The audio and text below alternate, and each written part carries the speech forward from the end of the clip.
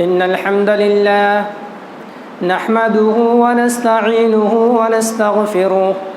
ونعوذ بالله من شرور أنفسنا ومن سيئات أعمالنا من يهده الله فلا مضل له ومن يضلله فلا هادي له وأشهد أن لا إله إلا الله وحده لا شريك له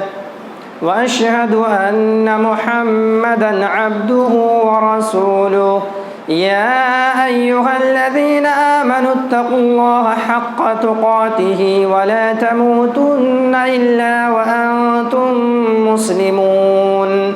يا أيها الناس اتقوا ربكم الذي خلقكم من نفس واحدة وخلق منها زوجها وبث منهما رجالا كثيرا ونساء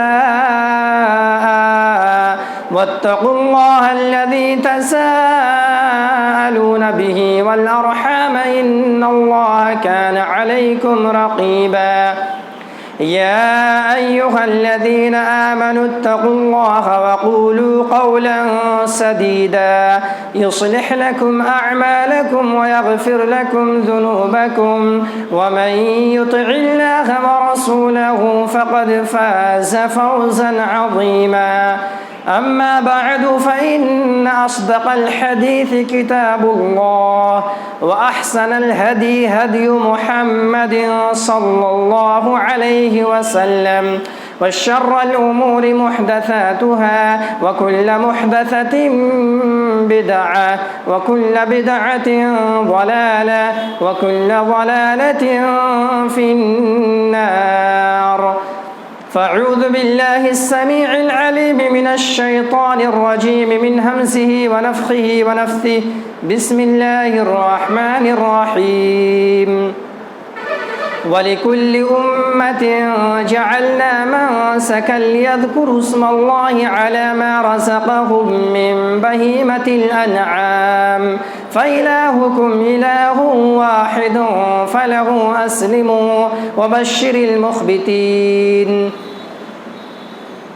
رب اشرح لي صدري ويسر لي أمري واحلل عقدة من لساني يفقه قولي سبحانك لا علم لنا إلا ما علمتنا إنك أنت العليم الحكيم رب زدني علما آمين. محترم بزرگان دین، حاضرین جمعہ، نوجوان دوستوں، دینی ملی و اسلامی بھائیوں، عزیز طلبہ اور پردہ نشین خواتین اسلام، پچھلے 2 جمعوں سے ہم اور آپ عشرہ ذی الحجہ میں کیے جانے والے اعمال کو سماعت کرتے آ رہے ہیں، اور اس ضمن میں نے 5 اعمال کی طرف اشارہ کیا تھا، 5 اعمال پر ہلکی سی روشنی ڈالی تھی کہ عشرہ ذی الحجہ کے اندر ذی الحجہ کے چاند نکلتے ہی اللہ رب العالمین کے ذکر سے اپنی زبان کو تر رکھیں، اللہ رب العالمین کی تسبیح و تحلیل سے اپنی زبان کو تر رکھیں، چلتے پھرتے ہر اوقات میں اللہ کے ذکر کریں، اور ہر اوقات میں، دن میں، رات میں، بازار میں، راستے میں، گھر میں، مساجد میں، ہر ایسی جگہ پر جہاں پر اللہ کا ذکر کرنا جائز ہے اللہ کا ذکر کرتے رہیں۔ دوسرا عمل کہ جو قربانی کا ارادہ رکھے وہ بال اور ناخن کاٹنے سے گریز کرے، اور تیسرا عمل کہ روزے کا اہتمام کرے، خصوصیت کے ساتھ عرفہ کے دن کے روزے کا اہتمام کرے اور اس کا روزہ رکھے۔ چوتھا عمل جو میں نے بیان کیا تھا کہ فرائض کے ساتھ ساتھ نوافل کا اہتمام کرے، کیونکہ یہ عمل اللہ رب العالمین کا تقرب حاصل کرنے کا بہترین ذریعہ ہے۔ نوافل کے ذریعے بندہ اللہ رب العالمین کا محبوب اور پسندیدہ بندہ ہو جاتا ہے۔ اور 5واں عمل قربانی کے تعلق سے میں نے بیان کیا تھا کہ قربانی نبی اکرم صلی اللہ علیہ وسلم کی سنت مؤکدہ ہے، جو تواتر کے ساتھ ثابت ہے، آپ صلی اللہ علیہ وسلم کے قول و فعل سے ثابت ہے، آپ صلی اللہ علیہ وسلم نے اپنی زندگی کے اندر کی ہے اور امت کو بھی اس کی ترغیب دلائی ہے، لہذا جو صاحب استطاعت ہو اسے قربانی کرنا چاہیے۔ اور آخر میں نے قربانی کے جانور کے شرائط کو بیان کیا تھا، سرسری طور پر اس کو بیان کر دینا چاہتا ہوں تاکہ اس کا خاکہ آپ کے ذہن و دماغ کے اندر بیٹھ جائے۔ پہلی شرط کہ قربانی کا جانور بہیمۃ الانعام کے جنس سے ہو۔ بہیمۃ الانعام میں جو 8 قسم کے جانور کا تذکرہ اللہ رب العالمین نے فرمایا، انہی 8 قسموں میں سے کوئی ایک قسم ہو۔ دوسری شرط کہ قربانی کا جانور داتا ہوا ہونا چاہیے، الا یہ کہ اگر داتا ہوا جانور نہیں مل پا رہا ہو، مشکل ہو یا خریدنا استطاعت سے باہر ہو تو 6 ماہ کا جزعہ، 6 ماہ کا بھیڑ یا دمبا ہو تو اسے ذبح کیا جا سکتا ہے۔ تیسری شرط کہ قربانی کا جانور ہر طرح کے عیوب و نقائص سے پاک ہونا چاہیے۔ قربانی کا جانور نہ اندھا ہو، نہ لنگڑا ہو، اور نہ ہی بیمار ہو، اور نہ ہی اتنا لاغر اور کمزور ہو کہ اس کے ہڈیوں میں گودا نہ ہو، اسے کان کٹا ہوا بھی نہیں ہونا چاہیے، سینگ ٹوٹا ہوا نہیں ہونا چاہیے، الا یہ کہ پیدائشی طور پر سینگ نہ ہو تو کوئی بات نہیں، ہر طرح کے عیوب و نقائص سے پاک ہو۔ چوتھی شرط کہ وہ جانور اس کی ملکیت میں ہو، اس کے انڈر میں ہو۔ آج کے اس خطبہ اجماع کے اندر ہم اسی موضوع سے متعلق چند اہم مسائل کو بیان کرنے والے ہیں اور ایسے مسئلے کا احاطہ کرنے کی کوشش کریں گے جو عام طور پر پوچھا جاتا ہے، جو مشہور ہے نہایت ہی۔ پہلا مسئلہ یہ ہے کہ میت کے جانب سے قربانی کرنا جائز ہے یا نہیں، درست ہے یا نہیں۔ اس تعلق سے سب سے پہلی بات آپ یاد رکھیں کہ اس کی 3 صورتیں ہیں، اس کی 3 شکلیں ہیں۔ اگر میت نے وصیت کی ہے کہ ہمارے جانب سے قربانی کرنا، تو پھر اس کی وصیت پر عمل کرتے ہوئے اس کے جانب سے قربانی کرنی ضروری ہے۔ دوسری صورت یہ ہے اگر ہم اپنی قربانی میں میت کو بھی شامل مان لے، یہ بھی درست ہے۔ تیسری شکل کہ قربانی میت کے جانب سے مستقل طور پر کیا جائے، مستقل طور پر، الگ طور پر، خصوصیت کے ساتھ اس کے طرف سے قربانی کی جائے، اس میں علماء کا اختلاف ہے۔ محدث عصر علامہ ناصر الدین البانی کہتے ہیں کہ میت کے جانب سے قربانی کرنا جائز و درست نہیں، اور امام ابن تیمیہ جو نہایت ہی پائے کے عالم ہے، ان کے بارے میں لوگوں نے لکھا ہے کہ جس حدیث کے بارے میں امام ابن تیمیہ کہہ دے کہ مجھے معلوم نہیں ہے، وہ حدیث ہو ہی نہیں سکتی۔ امام ابن تیمیہ کہتے ہیں کہ اگر میت کے جانب سے قربانی کرنا چاہے تو صدقہ جاریہ ہے، کر سکتا ہے، کیونکہ قربانی اللہ رب العالمین کے نزدیک نہایت ہی محبوب عمل ہے، اس سے مردے کو اگر فائدہ پہنچ رہا ہے تو اس کے جانب سے کرنے میں کوئی حرج نہیں ہے۔ اور عبداللہ بن مبارک کا کہنا ہے کہ اگر میت کے جانب سے قربانی کرنا ہو تو پورے گوشت کو غربا و مساکین کے درمیان تقسیم کر دیا جائے گا، اور سب کی اپنی اپنی الگ الگ دلیل ہے۔ علامہ ناصر الدین البانی کی دلیل یہ ہے کہ ایک عبادت کو یا ایک کی عبادت کو دوسرے کی عبادت پر محمول نہیں کیا جائے گا، کیونکہ اللہ رب العالمین نے قرآن مقدس کے اندر ارشاد فرمایا ہے وَلَيْسَ لِلْإِنسَانِ إِلَّا مَا سَعَىٰ، کہ انسان کے لیے وہی ہے جس کی وہ کوشش کرے، جس کی وہ محنت کرے، جس کی وہ جافشانی کرے، بس اسی کا ثواب اس کو ملے گا، اور انسان اپنی کوششوں کو عنقریب دیکھ لے گا۔ تو ایک کی عبادت کو دوسرے کی عبادت پر محمول نہیں کیا جا سکتا۔ اگر کوئی شخص چاہے کہ ہم دوسرے کے بدلے میں نماز پڑھ لے، نہیں پڑھ سکتا، اسی طرح ایسا نہیں کر سکتا، اور نہ ہی آپ صلی اللہ علیہ وسلم کی سنت سے اس کا ثبوت ہے۔ آپ صلی اللہ علیہ وسلم کی زندگی میں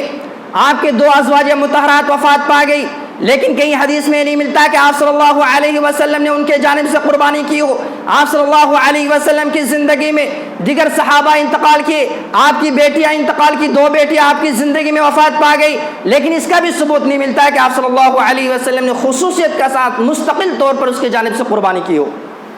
سید الشہداء حضرت حمزہ رضی اللہ تعالی عنہ غزوہ احد کے اندر شہید کیے گئے، جنہیں سید الشہداء تمام الشہداء کے سردار کہا جاتا ہے، لیکن اس کے بھی جانب سے آپ صلی اللہ علیہ وسلم نے خصوصیت کے ساتھ قربانی نہیں کیا، لہٰذا میت کی جانب سے قربانی نہیں کر سکتا۔ علامہ ناصر الدین البانی کا کہنا ہے۔ امام ابن تیمیہ جو جائز قرار دیتے ہیں، ان کا کہنا ہے، ان کی دلیل مسلم شریف کی حدیث ہے۔ حضرت عائشہ رضی اللہ عنہا بیان کرتی ہے کہ آپ صلی اللہ علیہ وسلم نے فرمایا کہ ایسا جانور قربانی کے لیے لے آؤ جو چت کبڑا ہو، جو سفید ہو، اس کے آنکھ کے ارد گرد کچھ کالے میلان ہو، کچھ کالے پیچز ہو، سیاہ پیچز ہو، دھبے ہو، پیٹ کالا ہو، پیر کالا ہو، جسے چت کبڑا کہا جاتا ہے، ایسا جانور لے آؤ۔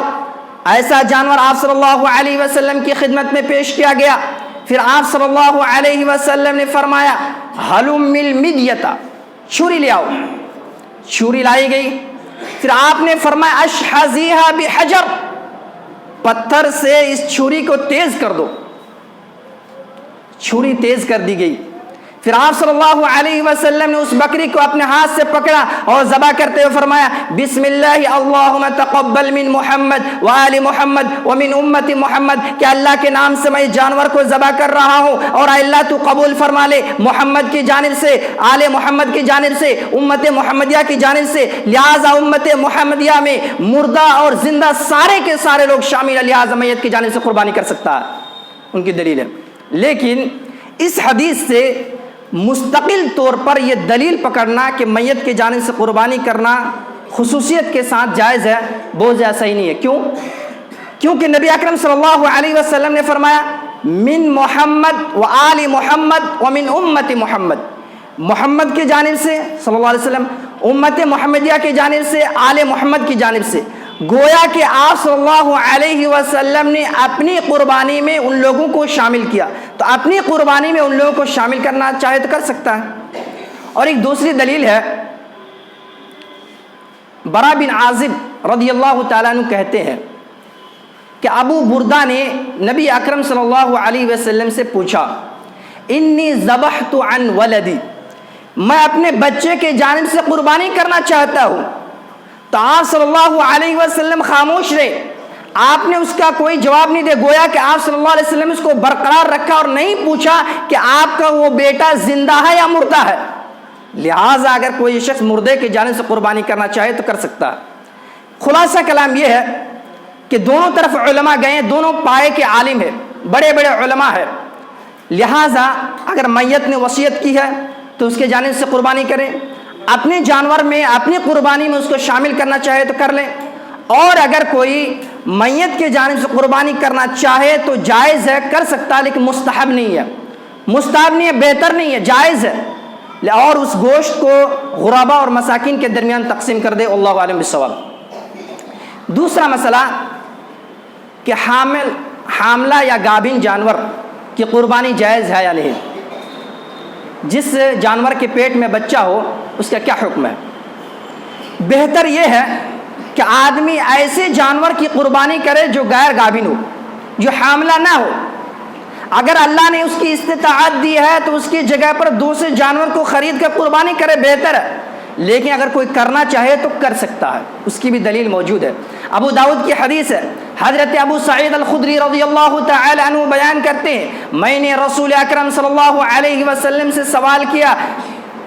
جانور کے پیٹ کے بچے کے بارے میں، تو آپ صلی اللہ علیہ وسلم نے فرمایا کلوہ ان شئتم، اگر تم چاہو تو اس کے گوشت کو کھا لو۔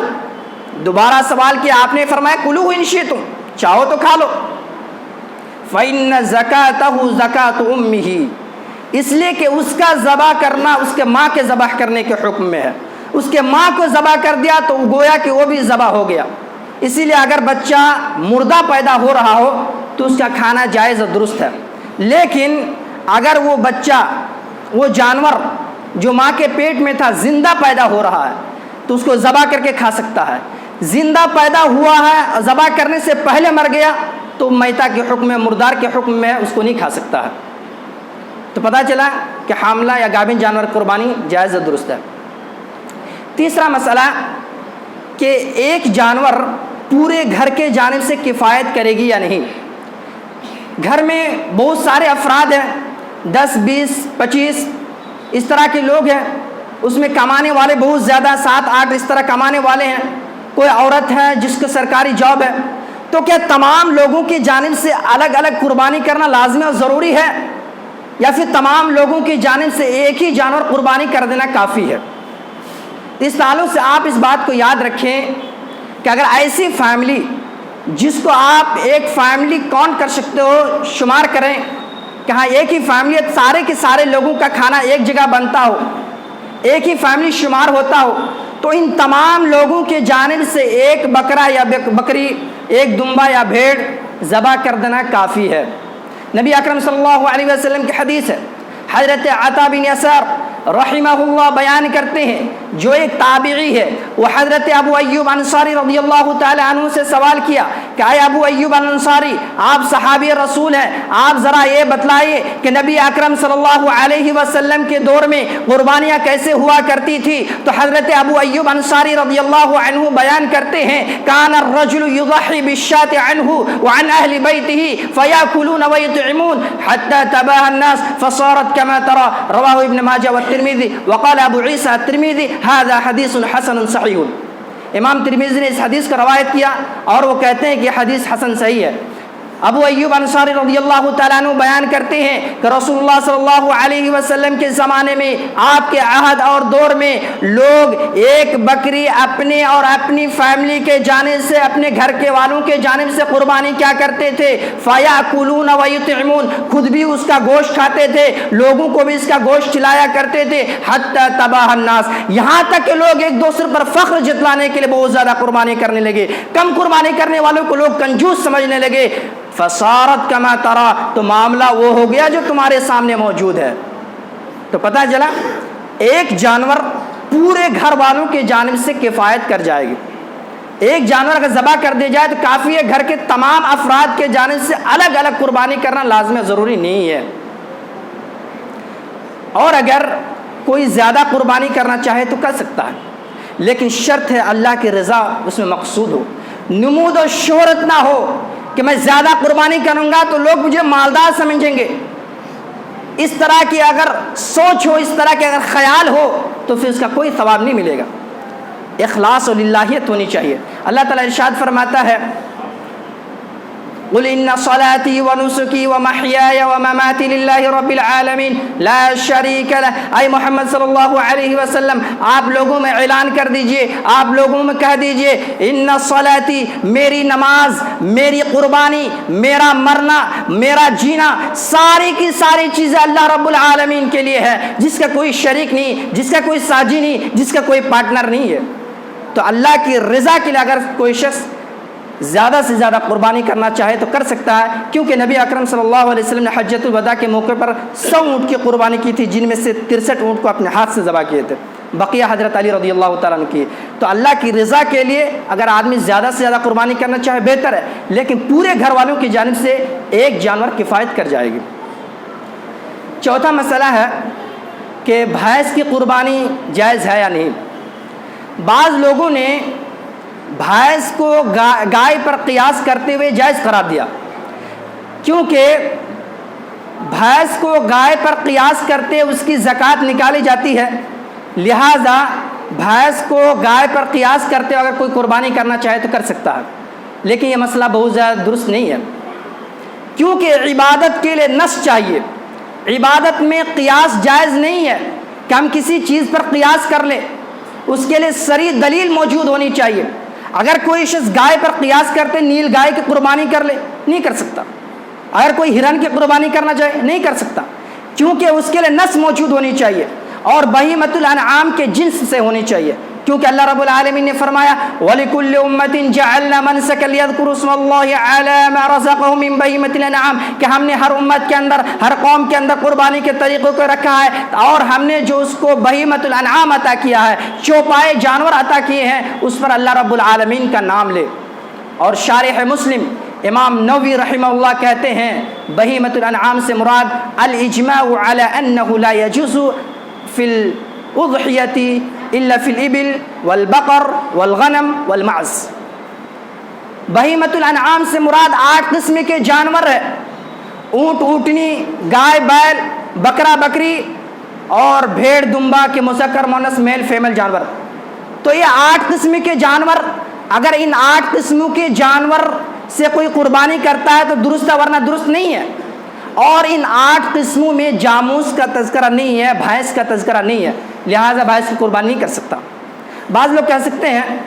اور سوال کھڑا کر سکتے ہیں کہ نبی اکرم صلی اللہ علیہ وسلم کے دور میں بھینس نہیں تھا، جس کی وجہ سے اس کا تذکرہ نہیں کیا۔ تو کیا اللہ رب العالمین کو اس کا علم نہیں تھا کہ میری ایک مخلوق بھینس ہوگی؟ اللہ رب العالمین اس کا تذکرہ ضرور کرتے، اللہ رب العالمین کو اس کا علم تھا، تو اللہ تعالیٰ نے اس کا تذکرہ نہیں کیا، اس لحاظ نہیں کر سکتا۔ اور کوئی اس طرح بھی اعتراض کھڑا کر سکتا ہے کہ کہیں گائے ذبح کرنا اللیگل ہے، قانونی طور پر جرم ہے، اور کھسی یا بکری ذبح نہیں کر سکتا، تو پھر ایسی صورت میں بھینس کی قربانی کیوں نہیں کر سکتے؟ آپ اس بات کو یاد رکھیں کہ اگر کہیں گائے ذبح کرنا اللیگل ہے، قانونی طور پر جرم ہے، اور بکری یا کھسی ذبح کرنے کی استطاعت نہیں ہے، تو سمجھ جائے کہ اس پر قربانی ضروری نہیں ہے، وہ غیر مستطیع ہے۔ کیونکہ نبی اکرم صلی اللہ علیہ وسلم کی حدیث ہے من وجد سعۃ فلم یضحی فلا یقربن مصلانا، کہ جو شخص قربانی کی استطاعت رکھے اور وہ قربانی نہ کرے تو ہماری عیدگاہ پہ نہ آئے۔ تو گویا کہ اگر وہ خریدنے کی استطاعت نہیں رکھتا ہے تو غیر مستطیع ہے، اس پر قربانی ضروری ہے، لہٰذا بھینس کی قربانی نہیں کر سکتا ہے، یہی زیادہ راجح اور بہتر قول ہے۔ اس کے بعد 5واں مسئلہ ہے کہ اگر قربانی کے جانور کو عید کی نماز سے پہلے ذبح کر دی جائے تو پھر اس کا ثواب ملے گا یا نہیں، اس کا کیا حکم ہے؟ اس تعلق سے آپ اس بات کو یاد رکھیں، قربانی کا جو وقت ہے وہ عید کی نماز کے بعد ہے۔ اگر کوئی عید کی نماز سے پہلے قربانی کے جانور کو ذبح کر دیتا ہے تو اس کا ثواب اسے نہیں ملے گا۔ حضرت جندب بن سفیان رضی اللہ تعالیٰ عنہ بیان کرتے ہیں کہ میں عید کے دن نبی اکرم صلی اللہ علیہ وسلم کے ساتھ تھا، اور آپ صلی اللہ علیہ وسلم نے کچھ ایسے جانور کے گوشت کو دیکھا جن جانور کو عید کی نماز سے پہلے ذبح کر دیا گیا تھا، تو آپ صلی اللہ علیہ وسلم نے فرمایا من کان ذبح اضحیتہ قبل ان یصلی او نصلی، کہ جس نے اپنے جانور کو نماز سے پہلے ذبح کر دیا فلیذبح مکان اخری، تو اسے چاہیے کہ اس کی جگہ پر دوسرے جانور کو ذبح کرے۔ ومن کان لم یذبح، اور جس نے نماز عید سے پہلے جانور ذبح نہیں کیا ہے فلیذبح بسم اللہ، تو بسم اللہ اللہ اکبر کہہ کر اپنے جانور کو نماز کے بعد ذبح کر دے۔ اور برا بن عازب رضی اللہ تعالیٰ عنہ کی حدیث ہے، کہتے ہیں کہ میرے خالو نے اپنی جانور کو، اپنی بکری کو عید کی نماز سے پہلے ذبح کر دیا، تک پہنچی تو آپ صلی اللہ علیہ وسلم نے فرمایا تلک شاۃ لحم، یہ تو صرف ایک بکری کا گوشت ہے، یعنی قربانی کے ثواب اسے ذرہ برابر بھی نہیں ملے گا۔ اس نے کہا کہ اللہ کے رسول میرے پاس ایک بکرا ہے جو 1 سال کا ہے، کیا میں اسے ذبح کر دوں؟ آپ نے فرمایا ضحی بہا ولا تصلح لغیرک، تم اس جانور کو ذبح کر دو، یہ 1 سال کا بکرا ہے تمہارے پاس ہے، داتا ہوا نہیں ہے، اس جانور کو تم ذبح کر دو، لیکن تیرے بعد کسی کے لیے جائز و درست نہیں ہے۔ تو پتہ یہ چلا اس ٹکڑے سے کہ اگر بکری 1 سال کا ہو جائے لیکن داتا نہیں ہو تو پھر ایسی صورت میں اسے قربانی جائز نہیں ہے۔ آپ عبارت پر غور کریں، آپ نے فرمایا ضحی بہا، تم اس جانور کو ذبح کر دو، ولا تصلح لغیرک، لیکن تیرے علاوہ تیرے بعد کسی کے لیے جائز نہیں ہے، گویا کہ وہ اس صحابی کے ساتھ خاص ہے۔ پھر آپ صلی اللہ علیہ وسلم نے فرمایا من ضحى قبل الصلاۃ فانما ذبح لنفسه، جس نے اپنی جانور کو نماز سے پہلے ذبح کیا تو گویا کہ اس نے اپنے آپ کے لیے ذبح کیا۔ ومن ذبح بعد الصلاۃ، اور جس نے اپنی قربانی کے جانور کو نماز عید کے بعد ذبح کیا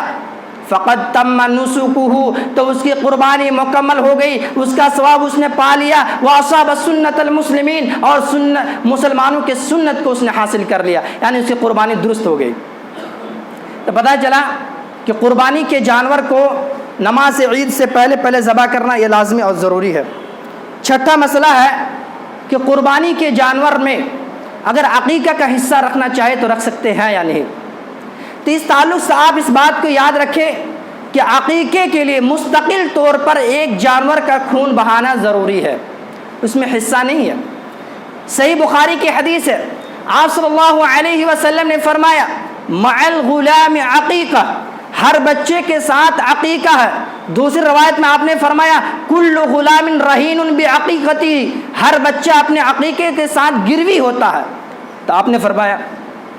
عمیتوا عنہ الاذى فاحرقوا عنہ دما، لہٰذا تم اپنے بچے کے جانب سے ایک خون بہاؤ اور اس سے تکلیف کو دور کرو۔ تو اس حدیث میں آپ صلی اللہ علیہ وسلم نے عقیقے کے طور پر مستقل طور پر ایک جانور کا خون بہانے کا حکم دیا۔ لہٰذا اگر کوئی قربانی میں حصہ ڈالنا چاہے عقیقے کے لیے تو وہ درست نہیں ہے۔ اور اس ٹکڑے سے بعض لوگوں نے غلط استدلال کیا ہے۔ وہ غلط استدلال کیا ہے کہ نبی اکرم صلی اللہ علیہ وسلم نے فرمایا فاحرقوا عنہ دما، کہ تم عقیقے کے لیے ایک خون بہاؤ، ایک جانور کا خون بہاؤ، لہٰذا اس میں عمومیت ہے، لہٰذا اگر عقیقے کے طور پر اگر کوئی گائے یا اونٹ ذبح کرنا چاہے تو کر سکتا ہے۔ غلط استدلال ہے، کیونکہ اس حدیث کے اندر عمومیت ہے، لیکن اس عمومیت کی تخصیص دوسری حدیث سے ہوتی ہے جس میں آپ صلی اللہ علیہ وسلم نے فرمایا من ولد له ولد، جس شخص سے کوئی بچہ پیدا ہو فاحب ان يمسك عنه، اور وہ شخص اس کے جانب سے کوئی ذبیحہ ذبح کرنا چاہے فليمسك عن الغلام شاتين وعن الجارية شات، تو وہ بچے کے جانب سے، لڑکا کے جانب سے 2 بکریاں ذبح کرے اور لڑکی کے جانب سے 1 بکری۔ آپ صلی اللہ علیہ وسلم نے اس حدیث کے اندر وضاحت کے ساتھ، صراحت کے ساتھ شاتون کا لفظ فرمایا، اور شاتون کا معنی بکری ہوتا ہے، لہٰذا کوئی اونٹ یا گائے عقیقے میں ذبح کرنا چاہے تو نہیں کر سکتا ہے، اور اگر کوئی قربانی میں عقیقے کے حصہ بھی رکھنا چاہے تو عقیقے کے حصہ نہیں رکھ سکتا ہے۔ قربانی کے جانور کو عورت ذبح کر سکتی ہے یا نہیں کر سکتی ہے، ایک مسئلہ ہے۔ اگر عورت جانور ذبح کر سکتی ہے، اگر اس کے اندر اتنی استطاعت ہے تو کوئی حرج نہیں ہے، عورت کا ذبیحہ جائز اور درست ہے۔ حضرت کعب بن مالک رضی اللہ تعالی عنہ کی لونڈی بکریاں چرا رہی تھی، ایک بھیڑیا اس بکری پر اٹیک کر دیا، ایک بکری پر جب حملہ کر دیا وہ بکری زخم ہو گئی، تو اس کو ذبح کرنے کے لیے کوئی دوسری چیز نہیں ملی، تو اس نے پتھر کو تیز کیا اور تیز کرنے کے بعد اس بکری کو ذبح کر دیا۔ پھر آپ صلی اللہ علیہ وسلم سے پوچھا گیا اس ذبیحہ کے بارے میں، تو آپ صلی اللہ علیہ وسلم نے فرمایا کہ وہ مسلمان ہے، مسلمان مرد ہو یا عورت ہو، اس کا ذبیحہ جائز درست ہے، کھا سکتے ہیں۔ اور حضرت ابو موسیٰ اشعری رضی اللہ تعالی عنہ نے باضابطہ طور پر اپنی بیٹی کو کہتے تھے آؤ تو اپنی قربانی کے جانور خود اپنے ہاتھ سے ذبح کرو، اس لیے عورت اگر جانور ذبح کرنے کی طاقت رکھتی ہے، استطاعت ہو، تو بلا شبہ جانور ذبح کر سکتے، اس کا ذبیحہ جائز درست ہے۔ اسی طرح کہ کوئی چھوٹا نابالغ بچہ بھی اگر ذبح کرنے کی طاقت رکھے، 10 سال کا 12 سال کا بچہ اگر ذبح کر سکتا ہو تو اس کا بھی ذبیحہ جائز و درست ہے، عورتیں اور بچے یہ سب ذبح کر سکتے ہیں۔ خصی جانور کی قربانی جائز ہے یا نہیں؟ بعض لوگ کہتے ہیں جو خصیتین نکال لیے جاتے ہیں بکرا سے تو وہ ایک عائب ہے، اور عائب دار جانور کی قربانی جائز نہیں ہے۔ نبی اکرم صلی اللہ علیہ وسلم نے خصی جانور کی قربانی کی ہے۔ آپ صلی اللہ علیہ وسلم کی حدیث ہے، حضرت عائشہ اور حضرت ابو ہریرہ رضی اللہ تعالی عنہما دونوں اس حدیث کے راوی ہیں، کہتے ہیں ان النبی صلی اللہ علیہ وسلم کان اذا اراد ان یضحی، کہ آپ صلی اللہ علیہ وسلم جب قربانی کا ارادہ کرتے تھے، قربانی کا ارادہ آپ صلی اللہ علیہ وسلم کرتے، فاشترى کبشین، تو آپ صلی اللہ علیہ وسلم 2 بکری خریدتے تھے، سمی عظیمین، اور وہ 2 بکریاں بڑی ہوتی تھی، سمینین، بڑی کے ساتھ ساتھ موٹی ہوا کرتی تھی، اقرنین، 2 سینگ والی ہوتی تھی، املحین، اور وہ چت کبڑے ہوتے تھے، سیاہ بکری، سفید بکری ہوتی تھی، اس کے اندر کچھ سیاہ میلان ہوتے تھے، موجوعین اور خصیص شدہ ہوتی تھی۔ تو گویا کہ نبی اکرم صلی اللہ علیہ وسلم نے خصی جانور کی قربانی کی ہے، لہٰذا اگر کوئی خصی جانور کی قربانی کرنا چاہے تو کر سکتا ہے، جائز و درست ہے۔ اور ایک مسئلہ ہے کہ گائے اور اونٹ میں کتنے لوگ شامل ہو سکتے ہیں، کیا اس میں حصے لیے جا سکتے ہیں یا نہیں؟ اس تعلق سے نبی اکرم صلی اللہ علیہ وسلم کی حدیث ہے، حضرت ابن عباس رضی اللہ تعالیٰ عنہ بیان کرتے ہیں، کننا مع النبی صلی اللہ علیہ وسلم فی سفر، ہم نبی اکرم صلی اللہ علیہ وسلم کی معیت میں آپ صلی اللہ علیہ وسلم کے ساتھ کسی سفر میں تھے، فحضر الاضحیٰ، قربانی کا وقت حاضر ہو گیا، قربانی کا وقت آ گیا، فاشترکنا فی البقرۃ سبعا وفی الجزور عشرۃ، چنانچہ ہم لوگوں نے گائے میں 7 آدمی شریک ہوئے اور اونٹ میں 10 آدمی شریک ہوئے۔ اور مسلم شریف اور ابو داؤد کی ایک روایت میں ہے کہ گائے میں بھی ہم لوگ 7 آدمی شریک ہوئے اور اونٹ میں بھی 7 آدمی۔ گویا کہ علماء نے ان حدیثوں کو سامنے رکھتے ہوئے کہا کہ اگر کوئی اونٹ میں 7 آدمی یا 10 آدمی شریک ہونا چاہے تو اختیار ہے، دونوں طرح سے جائز اور درست ہے۔ تو گائے اور اونٹ میں آدمی شرکت ہونا چاہے، شریک ہونا چاہے، حصہ لینا چاہے تو لیا جا سکتا ہے۔ انشاءاللہ آئندہ کی جمعہ میں اسی موضوع کے تعلق سے چند مسائل آپ کے گوشے گزار کی جائیں گی۔ اللہ رب العالمین سے ہم دعا کرتے ہیں کہ بار الہ جو بھی مسائل بیان کیے گئے ہیں ان تمام مسائل کو ہمیں سمجھنے کی توفیق دے اور ان کو اپنی عملی زندگی کے اندر نافذ کرنے کی توفیق دے، اور نبی اکرم صلی اللہ علیہ وسلم کا جو طریقہ ہے، آپ کی جو سنت ہے، آپ کی سنت اور آپ کے طریقے کے مطابق ہمیں قربانی کرنے کی توفیق دے، اور قربانی سے پہلے بار الہ تو ہم تمام لوگوں کے دلوں کے اندر اخلاص اور للہیت کو پیدا کر دے، تیرا تقوی اور تیرا خوف ہمارے دلوں کے اندر پیدا کرے، اور بار الہ جو ہم میں سے بیمار ہے تو اسے شفا عاجلہ و کامل عطا فرما، اور جو رخصت ہو گئے ہیں، جس کی موت واقع ہو گئی ہے، بار الہ تو اس کی قبر کو نور سے بھر دے اور اس کو کروٹ کرو جنت نصیب فرما، اور جہاں بھی مسلمان پوری دنیا کے اندر خصوصیت کے ساتھ ہندوستان کے اندر جہاں بھی مسلمان پریشان حال ہے تو غیبی طور پر مدد فرما اور اس کی پریشانی کو دور کر دے، اور اللہ تو ہمیں جب تک زندہ رکھ، ایمان کی حالت میں، توحید کی حالت میں زندہ رکھ، اور جب بھی ہمارا خاتمہ ہو، خاتمہ بالخیر ہو، ایمان کی حالت میں ہمارا خاتمہ ہو۔ اقول قولی ھذا واستغفر اللہ لی ولکم ولسائر المسلمین واستغفروہ انہ هو الغفور الرحیم۔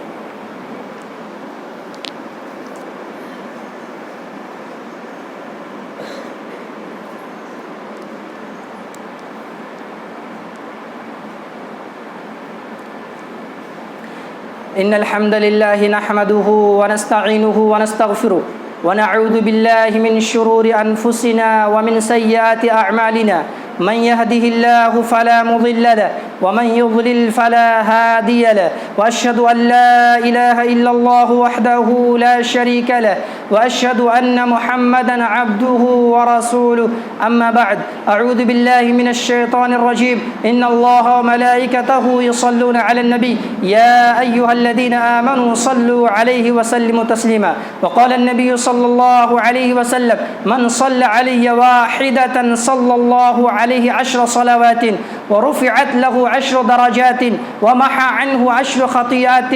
وکتبت له 10 حسنات۔ آپ صلی اللہ علیہ وسلم نے فرمایا کہ جو شخص میرے اوپر ایک مرتبہ درود بھیجتا ہے، اللہ رب العالمین اس پر 10 رحمتیں نازل فرماتا ہے، اس کے 10 گناہوں کو مٹا دیتا ہے، اس کے 10 درجات کو بلند کرتا ہے، اس کے نام اعمال میں 10 نیکیوں کو ایڈ کر دیتا ہے، جوڑ دیتا ہے۔ اس لیے ہم نبی اکرم صلی اللہ علیہ وسلم کی شان میں درود پڑھے، اللہم صلی علی محمد وعلی آل محمد کما صلیت علی ابراہیم وعلی آل ابراہیم انک حمید مجید، اللهم بارك على محمد وعلى آل محمد كما باركت على إبراهيم وعلى آل إبراهيم إنك حميد مجيد، اللهم انصر من نصر دين محمد صلى الله عليه وسلم واجعلنا منهم، واخذل من خذل دين محمد صلى الله عليه وسلم ولا تجعلنا منهم، آمين۔ عباد الله رحمني ورحمكم الله، إن الله يأمر بالعدل والإحسان وإيتاء ذي القربى وينهى عن الفحشاء والمنكر والبغي يعظكم لعلكم تذكرون، اذكروا الله يذكركم وادعوه يستجب لكم، ولذكر الله تعالى أعلى وأجل وأتم وأكبر، والله يعلم ما تصنعون، وأقيموا الصلاة۔